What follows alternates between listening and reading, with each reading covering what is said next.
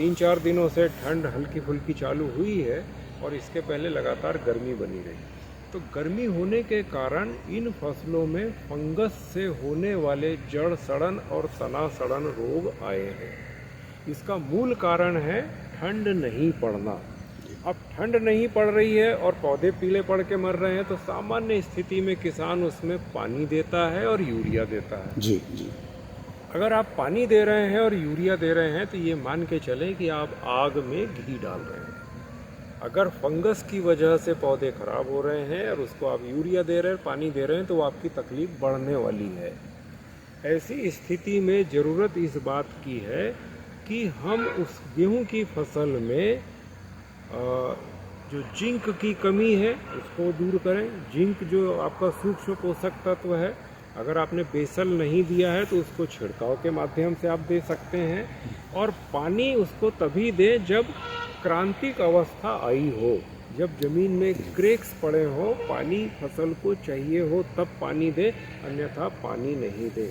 और यूरिया की जो मात्रा हम देते हैं उसका जो निर्धारित समय है कि 20-21 दिन पे पहला डोज हमको देना है तभी दें, उसके पहले आप नहीं दें। अगर आप देंगे तो निश्चित रूप से उसको नुकसान होगा। और जहाँ पर पौधे मर रहे हैं वहाँ पे मेरी अनुशंसा है कि एक फफूंदनाशक का छिड़काव वो कर ले। और फफूंदनाशक में इस गेहूं की फसल के लिए जीनेब के साथ हेक्साकोनाजोल का कॉम्बिनेशन है। जीनेब और हेक्साकोनाजोल, ये दोनों नाम दो है पर दवाई एक ही है।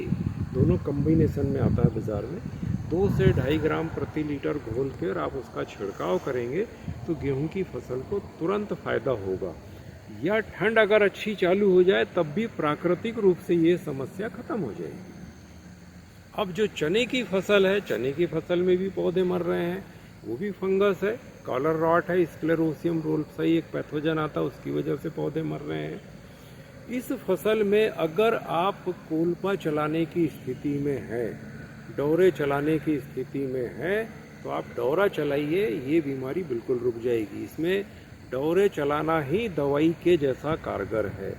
और अगर आप डोरे चलाने की स्थिति में नहीं है, क्योंकि बहुत सारे किसान कतार से कतार की दूरी कम रख रहे हैं, जो कि गलत है। जिनने कम रखा है वहाँ डोरे नहीं चलेंगे। वहाँ पर उनको चाहिए कि थायोफेनेट मिथाइल एक फंजीसाइड है, ये पाउडर है।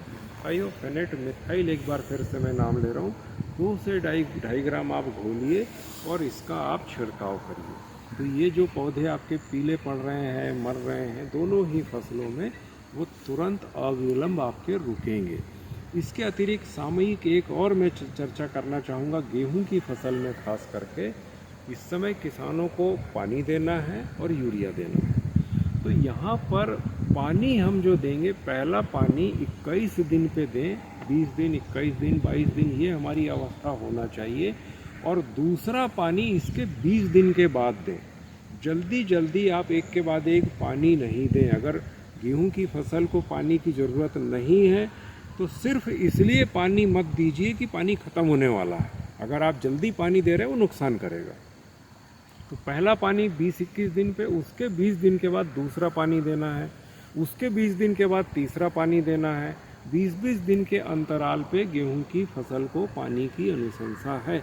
और जहां पानी सीमित मात्रा में है वहां पे अंतिम पानी जितना आप देर से देंगे उतना लाभ की स्थिति में रहेंगे। एक और सामयिक समस्या इसमें यह है कि कुछ किसानों की अभी बोनी नहीं हुई है।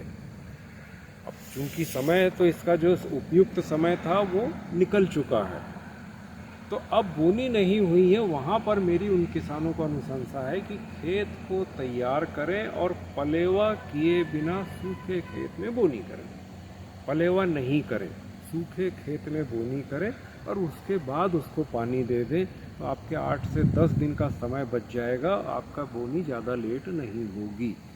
एक चीज़ और इसमें यह है कि जो यूरिया की हम टॉप ड्रेसिंग कर रहे हैं, यूरिया को जो दे रहे हैं, तो सामान्यतः किसान पहले यूरिया देता है फिर पानी देता है। मैं ये चाहता हूँ इस क्रम को उल्टा कर दीजिए। पहले पानी दीजिए और पानी देने के 2 दिन बाद या 3 दिन के बाद जब खेत हमारा चलने लायक स्थिति में हो जाए तब यूरिया दीजिए। पहले यूरिया फिर पानी, ये आप कर रहे हैं। मैं कह रहा हूँ पहले पानी फिर यूरिया। अगर आप ऐसा करेंगे आप ज़्यादा फायदे में रहेंगे। और एक बार में जो 1 बोरी देने का चलन है, इसको भी बदल दीजिए। एक बार में अगर आपकी ज़मीन अच्छी है, काली ज़मीन है, तो आप आधी बोरी यूरिया दीजिए।